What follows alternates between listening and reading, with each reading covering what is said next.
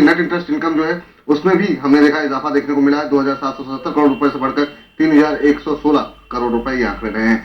चलिए, 1:45 हो चुके हैं, तो आप अपनी बुक अपनी पेन निकालिए अपने बैग से और शुरू करते हैं आज की पाठशाला।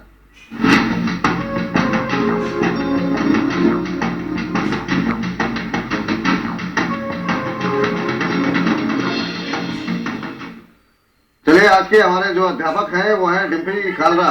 तो डिम्पी जी के साथ अपनी आज की पाठशाला शुरू करते हैं हम। और जब से हमने पाठशाला शुरू की, लगातार जो एसएमएस आ रहे थे बड़ी संख्या में, फ्यूचर में ट्रेड कैसे करते हैं, पुट क्या होती है, कॉल क्या होती है। तो आने वाले जो दिन होंगे उसमें आप हमारे साथ बने रहिए, आपके इन सभी प्रश्नों के उत्तर हम देंगे। लेकिन शुरुआत चूंकि हम फ्यूचर से ही करते हैं। फ्यूचर क्या होता है? जी हाँ, आप सुनते होंगे कि फ्यूचर का एक लॉट लिया है और फ्यूचर में पोजीशन प्लस की है, दिसंबर फ्यूचर, जनवरी फ्यूचर, क्या होता क्या है फ्यूचर? ये सवाल हमें भेजा है राजेंद्र सहाय जी ने रांची से हैं। चलिए, पहले तो डिम्पी, बड़ी संख्या में लोग फ्यूचर में ट्रेड करना चाहते हैं, वॉल्यूम भी हम देखते हैं सबसे ज्यादा फ्यूचर में देखने को मिलता है। जरा फ्यूचर की परिभाषा बताइए पहले तो। देखिए, फ्यूचर एक बहुत सिंपल सा एक अक्षर है और उसी हिसाब से अगर आप देखिए, फ्यूचर का मतलब वायदा। अगला कार्यक्रम भी यही है, वायदा से फायदा। तो वायदा का मतलब ये है कि आप एंटिसिपेट करके चलते हैं कि आने वाले दिनों में क्या हो सकता है। इसके लिए आपको 3 महीने का समय लिया जाता है, यानी कि इस महीने का कॉन्ट्रैक्ट, अगले महीने का और उससे अगले महीने का। इसको हम present month, next month and for month के नाम से जानते हैं। ये 3 महीने का कॉन्ट्रैक्ट होता है, यानी कि आप आगे चल के देख सकते हैं, आगे चल के एंटिसिपेट कर सकते हैं कि फ्यूचर्स में ये काउंटर कहां तक जाएगा। क्योंकि जब आप कोई शेयर लेते हैं तो उसके लिए पूरे पैसे देने पड़ते हैं। असल में फ्यूचर में ऐसा होता नहीं है, पूरे पैसे देने। इसके बारे में आपको बताएंगे मार्जिन मनी क्या होती है। लेकिन सबसे पहले यही एक चीज आप समझे कि फ्यूचर का मतलब यहाँ पे यही है कि एक निश्चित स्टॉक का एक बंडल है। जैसे कि रिलायंस इंडस्ट्रीज 250 शेयर का इकट्ठे एक बंडल बना हुआ है। आप उसको सीधा इकट्ठे खरीद सकते हैं, इकट्ठे बेच सकते हैं। अमूमन इसमें छोटे निवेशक जो होते हैं वो कामकाज नहीं करते, इसमें इंस्टीट्यूशनल या फिर बड़े निवेशक ही कामकाज करते हैं, क्योंकि इसमें मार्जिन मनी थोड़ा कम देना पड़ता है। दूसरी बात, ये सर्टेन टाइम पीरियड के लिए होता है और आप इसको सर्टेन टाइम पीरियड के बाद खरीद भी सकते हैं और बेच भी सकते हैं। तो ये सर्टेन टाइम पीरियड के लिए है। दूसरी बात, इसमें मार्जिन मनी, जैसे हमने कहा कि सीधा शेयर खरीदने में, फ्यूचर खरीदने में पैसों का भी थोड़ा फर्क होता है। मार्जिन पे बाद में आएंगे। लॉट की बात आपने की, जो बंडल होता है उसे लॉट कहते हैं, जिसमें लोग ट्रेड करते हैं।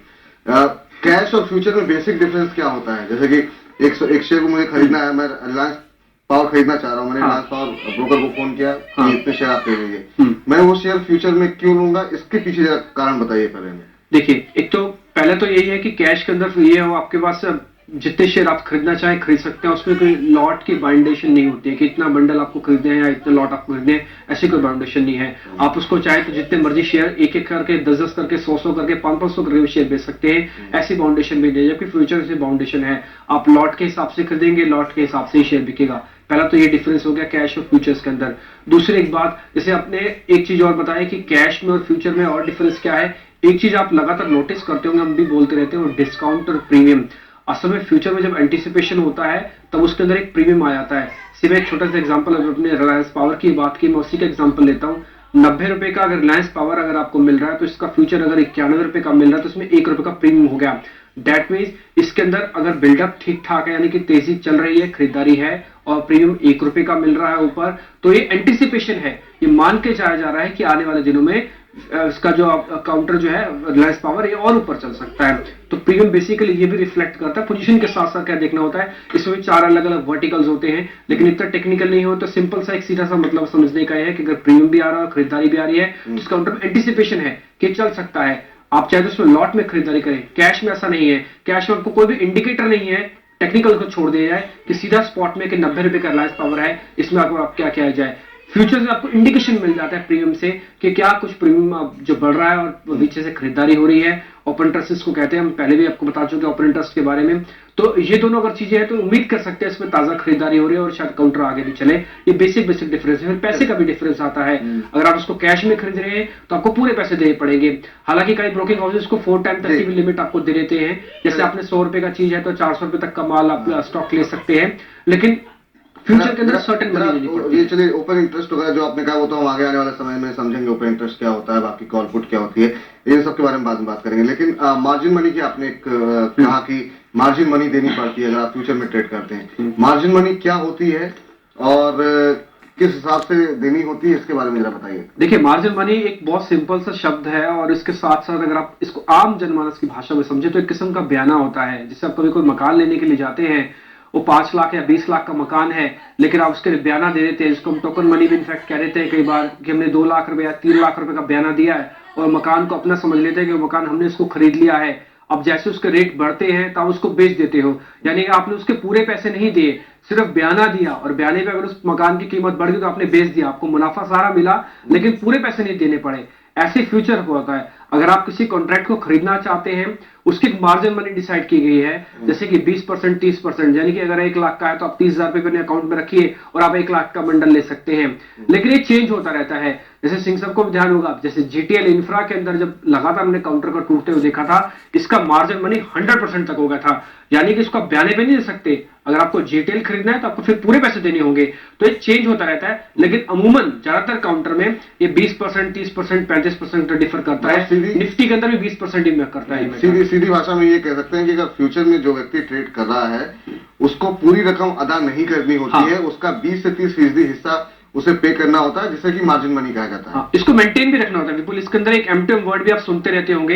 ये 20% एक थ्रेशोल्ड है, इतना तो आपको रखना ही है। घाटा होगा तो फिर अगले दिन आपको पूरा करना होगा, इसको फायदा हो रहा है तो आपकी शीट्स में रिफ्लेक्ट करेगा। तो ये M2M बेसिस पर ही चलता रहता है, इतना तो आपको मेंटेन करना होगा, थ्रेशोल्ड है। इनकी कोई समय अवधि होती है, जैसे आपने कहा 3 महीने तक इसको रख सकते हैं, और मतलब ये महीना मान लीजिए किसी के पास किसी कंपनी का जनवरी फ्यूचर है, जब वो फरवरी में जाएगा, जब अगला महीना होगा, तो क्या इसके लिए क्या प्रक्रिया होती है, इसके बारे में कुछ बताएंगे हम? देखिए, एक सिंपल सा एक कंसेप्ट है कि अगर आपने जनवरी फ्यूचर्स का कोई कॉन्ट्रैक्ट खरीदा है, कोई लॉट खरीदा है, कोई सौदा खरीदा है, वो 25 जनवरी को एक्सपायर हो जाएगा। मैं आपको एक्सपायरी का मतलब बताता हूँ। एक्सपायरी का मतलब है कि उस दिन के बाद वो जनवरी के कॉन्ट्रैक्ट में कामकाज बंद हो जाएगा और ये हर महीने का आखिरी बृहस्पतिवार होता है। इस बार आखिरी बृहस्पतिवार कुदरती 26 जनवरी आ गया। तो जब प्रीडिक्टेड डेट होती है कि अब बृहस्पतिवार है और उस दिन छुट्टी है, नेशनल हॉलिडे है, तो एक दिन पहले से डिसाइड हो जाता है। तो यानी कि इस बार की एक्सपायरी 25 जनवरी की है। तो जनवरी के जो कॉन्ट्रैक्ट है 25 तारीख को खत्म हो जाएंगे, लेकिन आपके टारगेट अचीव नहीं हुए, आपके सोच अभी भी उस पे काउंटर पे कायम है, आप चाहते हैं कि इस काउंटर को मैं रखना चाहता हूं, तो आप चाहे तो फरवरी फ्यूचर्स के अंदर अभी अपनी पोजीशन बना सकते हैं। इसके बीच के जो दोनों के बीच में डिफरेंस आएगा, इसको अमूमन ब्रोकर्स की भाषा में कटिंग चार्जेस कहते हैं, कट चार्ज कहते हैं, यानी कि इसको रोल ओवर भी चार्जेस कहा गया जाता है, शिफ्टिंग चार्जेस भी कहा जाता है, अलग अलग सिनोनिम्स हैं। तो ये आप चाहे तो शिफ्ट कर सकते हैं। अमूमन अगर प्रीमियम है, यानी कि अच्छा काउंटर चल रहा है, तो आपको शायद हो सकता है 2 रुपए महंगा मिले, लेकिन उसमें बने रहेंगे, फिर से आपको 30 दिन का समय मिल जाएगा, यानी अगले महीने का फिर से समय मिल जाएगा आपको। जी सिंह साहब, आप कुछ ऐड करना चाहेंगे? समय की थोड़ी कमी है, इसलिए हम इस टॉपिक को यहीं पे क्लोज करना चाहेंगे। देखिए, निटिग्रिटीज डिम्पी ने बताई, बट ऑपरेशनल पार्ट यहाँ बहुत इंपॉर्टेंट है। फ्यूचर्स में लोग इसलिए ट्रेड करने आते हैं क्योंकि यहाँ लीवरेज मिलती है। आप अगर आपके पास ट्रेडिंग के लिए 50,000 रुपए है तो आप 4 लाख रुपए 3 लाख रुपए तक की पोजीशंस ले लेते हैं, और यही चीज एक एवरेज ट्रेडर को फ्यूचर्स की तरफ अट्रैक्ट करती है। और यही सारा आपकी जो कलाकारी है वो यही निर्भर होती है। अगर आपको मार्केट के बेसिक रूल्स मालूम है, फ्यूचर में सिर्फ वो आदमी पैसे कमा सकता है जो मार्केट के बेसिक रूल फॉलो करे, जिनमें से पहला ये है कि अगर आपके पास पैसे की कमी है तो फ्यूचर्स में अगर आप ट्रेड करेंगे, लीवरेज की तरफ जाएंगे, तो आपको छोटा सा भी लॉस होगा। 50,000 रुपए लेके मान लीजिए कोई मार्केट में आता है, या 1 लाख रुपए लेके आता है और वो फ्यूचर्स में ट्रेडिंग करता है, 4 लाख के लॉट पोजीशन है उसकी, और अगर वो स्टॉक उसके लेने के बाद 10% गिर जाए, तो अगर वो कैश में लिया होता तो 10,000 रुपए का लॉस होता, बट क्योंकि यहाँ फ्यूचर्स में लिया था, 4 लाख की पोजीशन थी, आपके 40,000 साफ हो गए, यानी कि जो आपकी कैपिटल थी वो 40% खत्म हो गई। और अगर प्रॉफिट होता है तो इसी तरह से एक्सपोनेंशियली आपका प्रॉफिट ग्रो करता है। तो बेसिक चीज ये है कि यहाँ बेस जो रूल्स हैं मार्केट के, अगर आपको वो समझ में आते हैं, मार्केट की आपको डायरेक्शन समझ में आती है, तो आप बहुत पैसे बना सकते हैं, बट ऐसा बहुत कम लोग कर पाते हैं जी। तो इसके लिए थोड़ी मार्केट की समझ होना बहुत जरूरी है जी। फ्यूचर्स में बहुत पैसे बनते हैं और फ्यूचर्स बहुत सक्सेसफुली ट्रेड किया जा सकता है अगर आपको मार्केट की अंडरस्टैंडिंग हो।